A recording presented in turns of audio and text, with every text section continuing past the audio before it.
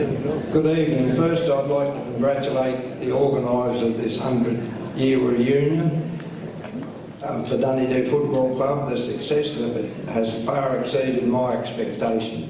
I feel honoured to be asked to say a few words on the late 50s period. I feel as though I'm filling in for that great club man, Mick Conliffe, who we sadly lost 4 years ago. I don't think anyone would have known more about Dunedoo football than Mick, and he could have spoken on any era.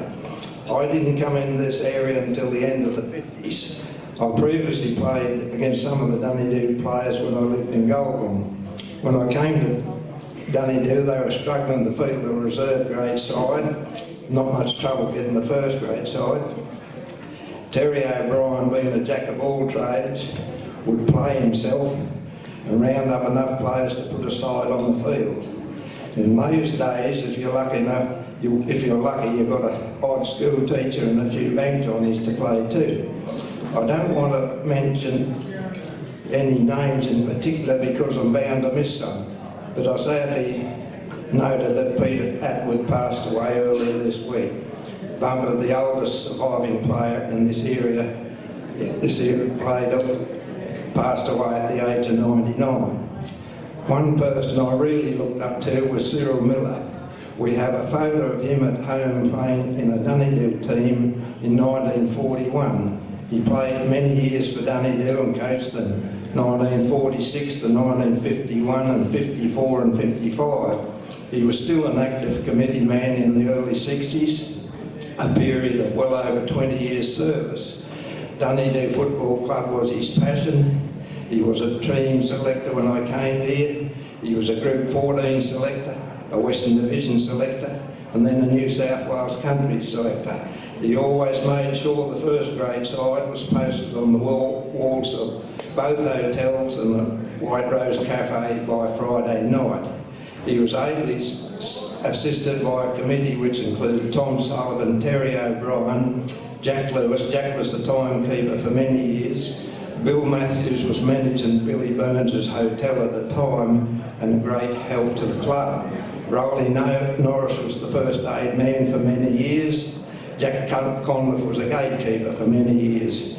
In those days, players got in for free, but they had to change that because every second young fellow that come through the gate said he was a player. Another great supporter was Jimmy Henn. He took a photo of nearly every side that took the field. I don't know what became of those photos. Nick Ferris of the White Rose Cafe was a great supporter. He supplied the oranges at half time. We never had any trouble finding a first grade side, but we only had about 8 or 10 permanent reserve graders. Terry O'Brien would round the rest up over the weekend. Sometimes he had to resort to grabbing a couple of players coming out of church on Sunday.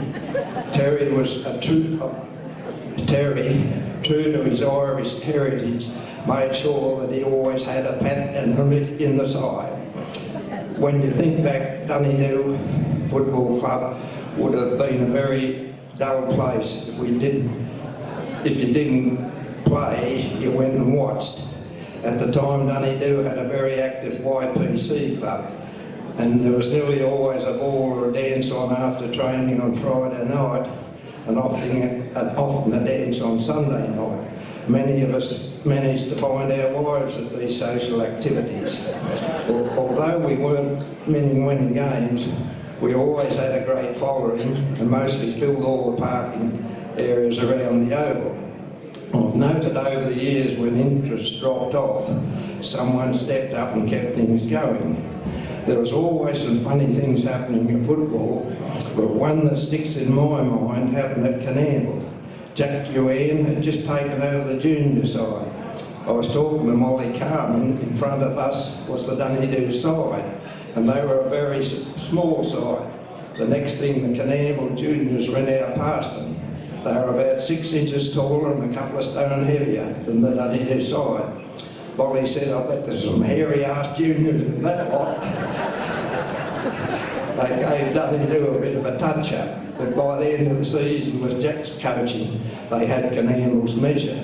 Another funny occasion, The reserve grade, coached by Peter Holmes, had won the competition. At the end of the year, we were being measured up for blazers by someone from Cyril Blau's Menswear and Mudgee. When it came to the colour of the blazers, some of the players didn't want that dark green that was common at the time. They said you were limited to the clothes you could wear with that colour, so they wanted a lighter colour. Terry O'Brien and Bill Trethowden were against the change. Bill said, I go along with Terry.